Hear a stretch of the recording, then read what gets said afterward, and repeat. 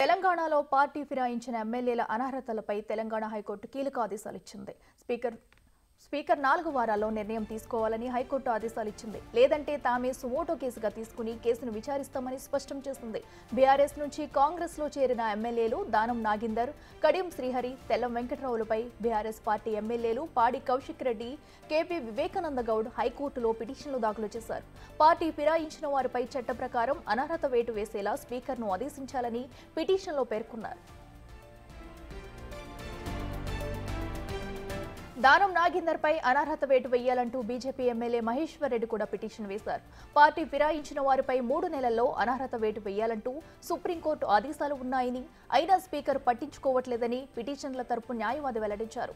స్పీకర్ను ఆదేశించే అధికారం హైకోర్టుకు లేదని, స్పీకర్ ఇండిపెండెంట్ ట్రైబ్యునల్ అని ప్రతివాదులు తరపు న్యాయవాదులు కోర్టు దృష్టికి తీసుకెళ్లారు. గత నెల విచారణను ముగించిన ధర్మాసనం తీర్పు రిజర్వ్ చేసింది. ఈ మేరకు 4 వారాల్లో నిర్ణయం తీసుకోవాలని స్పీకర్ కార్యాలయ కార్యదర్శికి ఆదేశాలిస్తూ తీర్పు వెల్లడించింది.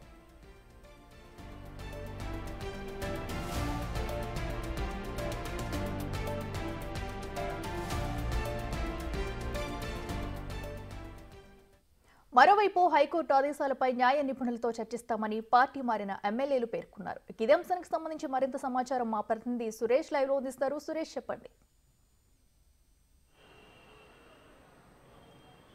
బీఆర్ఎస్ పార్టీలో గెలిచి కాంగ్రెస్ పార్టీలో చేరిన 3 ఎమ్మెల్యేలపై హైకోర్టులో పిటిషన్ దాఖలు చేయడం జరిగింది. 3 పిటిషన్లపై విచారించిన ధర్మాసనం నిన్న స్పీకర్ కార్యాలయం కార్యదర్శికి ఆదేశాలు జారీ చేయడం జరిగింది. 4 వారాల్లో ఏదైతే షెడ్యూల్కి సంబంధించి ఎలాంటి విచారణ చేయబోతున్నారు, ఎలాంటి నిర్ణయం తీసుకోబోతున్నారు అనే సంబంధించి స్పీకర్ కార్యాలయంలో ఉండే కార్యదర్శికి ఆదేశాలు ఇవ్వడం జరిగింది.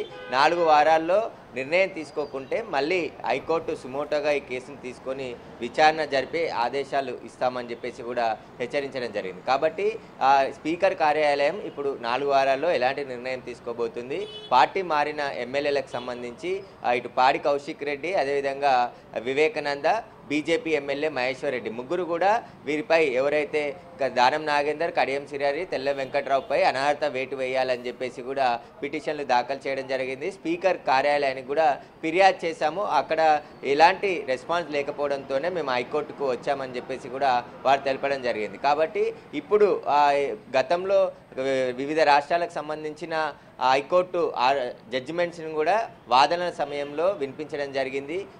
ఆ వాదనలకు సంబంధించి ఇరు వాదనలు విన్న న్యాయమూర్తి నిన్న ఈ ఆదేశాలు ఇవ్వడం జరిగింది. ఇక స్పీకర్ కార్యాలయంకి సంబంధించి కార్యదర్శి ఎవరైతే ఫిర్యాదు చేశారో ఆ ఫిర్యాదుకు సంబంధించిన డాక్యుమెంట్స్ అన్నిటిని కూడా స్పీకర్ ముందు ఉంచి దీనిపై 4 వారాల్లో ఈ షెడ్యూల్ విడుదల చేయాలని చెప్పేసి కూడా స్పష్టమైన ఆదేశాలు ఇవ్వడం జరిగింది. కాబట్టి ఇప్పుడు స్పీకర్ కార్యాలయం ఎలాంటి నిర్ణయం తీసుకుపోతుందనేది కూడా 4 వారాల తర్వాత తెలిసే అవకాశం కనబడుతుంది. దీనిపైనే బీఆర్ఎస్ నుంచి కాంగ్రెస్లో చేరిన ఎమ్మెల్యేలు కడియం శ్రీహరి కూడా స్పందించడం జరిగింది.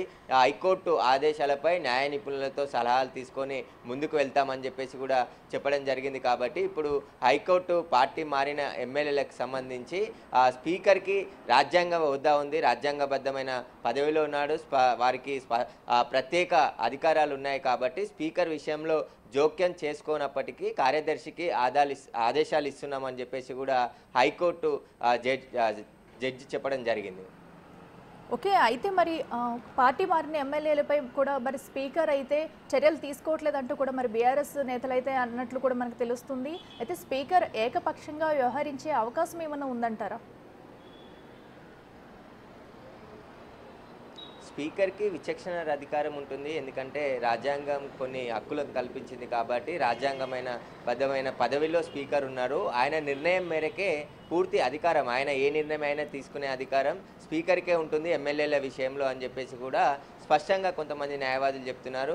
ఇందులో అడ్వకేట్ జనరల్ కూడా వాదించడం జరిగింది. స్పీకరు గౌరవప్రదమైన హోదాలో ఉన్నారు, కొన్ని ప్రత్యేకమైన అధికారాలు ఉంటాయి, స్పీకర్ విషయంలో హైకోర్టు జోక్యం చేసుకోకూడదు అని చెప్పేసి కూడా ఆయన వాదనలు వినిపించడం జరిగింది. దీన్నే దృష్టిలో ఉంచుకొని ఆ కార్యదర్శికి, స్పీకర్ కార్యాలయం కార్యదర్శికి ఆదేశాలు ఇస్తున్నామని చెప్పేసి కూడా ఇక్కడ స్పష్టంగా హైకోర్టు న్యాయమూర్తి కూడా చెప్పడం జరిగింది. ఎందుకంటే రాజ్యాంగబద్ధమైన పదవిలో స్పీకర్ ఉన్నాడు కాబట్టి ఆయన హోదా గౌరవాన్ని గుర్తించి కార్యదర్శికి ఆదేశాలు ఇస్తున్నామని చెప్పేసి చెప్పారు. కాబట్టి ఇప్పుడు స్పీకర్ ఏ నిర్ణయమైనా తీసుకునే అధికారం స్పీకర్కే ఉంది. కాబట్టి స్పీకర్ నిర్ణయాన్ని బట్టి హైకోర్టు స్పందించే అవకాశం కనబడుతుంది.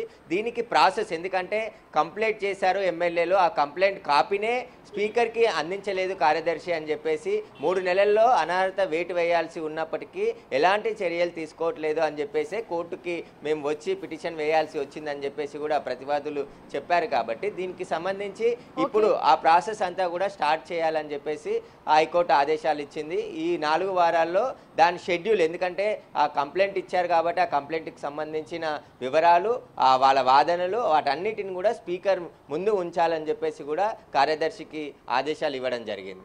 Right Suresh, thank you.